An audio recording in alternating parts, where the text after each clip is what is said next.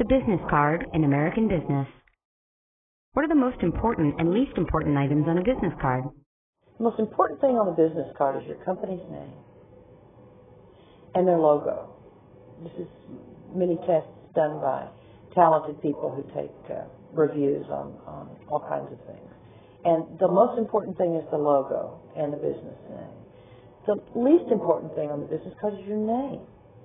People want to know your company name and your logo. Then they want to know what you do for the company. Are you vice president of sales? Are you president of that company? Who are you? And then they want to know how to get in touch with you.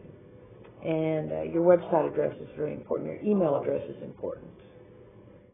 Why might I want to show restraint in asking for other people's business cards? People are very protective of their email addresses. That's one thing. They don't want to get on a spam list.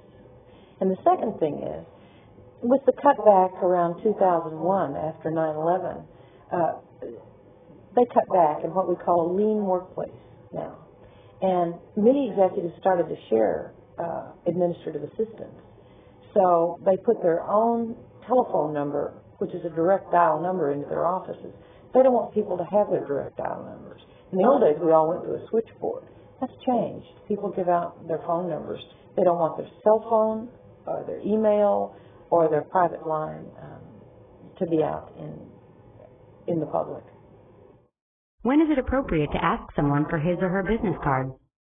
It's difficult and inappropriate to ask someone that's a senior executive in any company if you're not a peer of them in another company. CEOs have no problem handing out their cards to each other. But if you're a vendor or you're trying to sell something to a company, it's inappropriate to ask the CEO or the president of a company for their business card. Now, if you create a clear reason for that business card, then you're safe. For example, I have the privilege of having had a popular book. And when I meet someone, I'll say, I'd love to send you a hand-signed copy of my book. But if you don't have a book and, you need to send them something to get their card. For example, if they're talking about golfing in Northern Ireland, you overhear that conversation. You could say, I just read a great article about golfing in Northern Ireland. If you'll give me your business card, I'll email it to you. So you have to create a relationship with people before you ask for their business card. So you have to have a strategy in mind.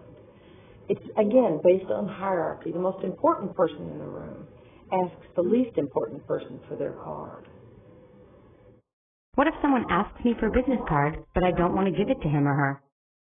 I tell people, I'm not in the market for your product or service, and I'd really rather not give you my card. Again, clear boundaries for a woman. Men have no problem doing that. The worst thing that can happen is you ask for someone in their card and they do what I call the pat down. They pat their best pockets in their pocket and they go, I don't have one with me.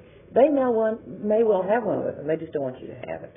That's an embarrassing situation for a junior executive in a company today, to have that happen. How is a business card used appropriately? The business card is very intimate. And, in the old days, they were just a great way because people didn't have databases and Palm Pilots and Blackberries. They didn't have that information. And it was how we kept in touch. We took people's business card and we put them in plastic sleeves, or we copied that information down when we got back and put them in our data organizer, whatever that was. So business cards are the primary reason for a business card to even exist is to exchange contact information. There are very few other reasons we do it. We put them in a letter, or for sending information. We use them for a business gift to put them in that, or a greeting card of some kind. But other than that, that's really the only reason for a business card. What is the appropriate way to handle a business card? Let's say you're at a table with people and someone around the table wants your card. You don't pass it between hands. You get up and you walk around the table and give someone your business card. And gentlemen, if someone gives you their business card, don't take your wallet out of your back pocket and put it in your wallet and then put it back in your pocket. In some cultures, that's considered an obscene gesture. So avoid doing that. The business card is like a thin piece of glass, and if you'll treat it that way, for example, if you're handing someone your business card, hand it to them by the edge with the print facing them.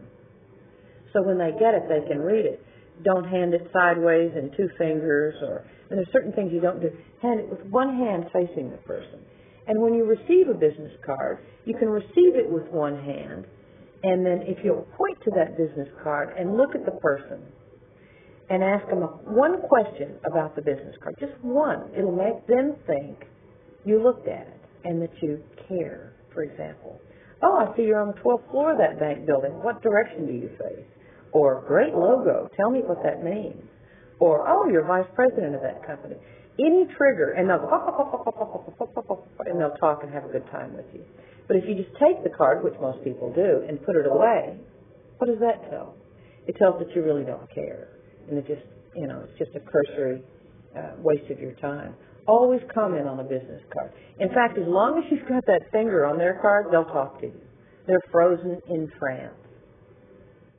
How can I graciously ask someone for his or her business card? To give your card gracefully to someone that you want to have, ask them if you can exchange business cards, but make it a big deal. I'm so glad to meet you. Can we exchange business cards? I'd really love to contact you.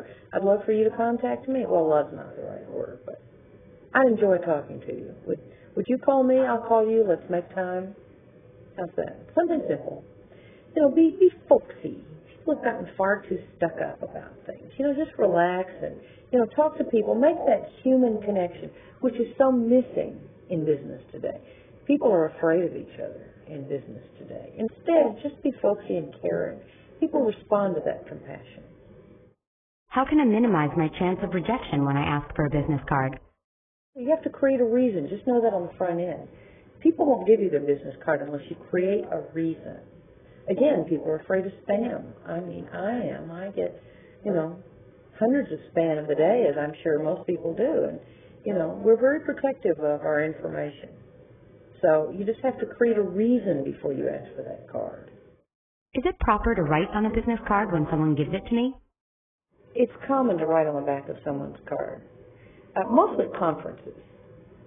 For example, you might write on the back, interested in our healthcare products, or, follow up, send information. But generally, it's best to wait until they're out of sight line to write on their card.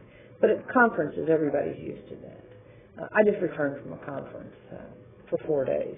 And I wrote on the back of many people's cards while they were standing there to let them know that I was going to follow up and do what they asked. Is it appropriate to distribute stacks of business cards at a networking event or conference? I don't. In fact, I go to a lot of conferences and business meetings, and if there's a circle of people around the table that put their cards in a stack and pass them around, I don't enter into that practice.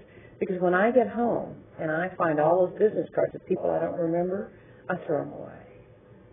And if I don't have a human connection with someone, the card has little value. So I never let a card leave my custody between me and the person who's going to receive it.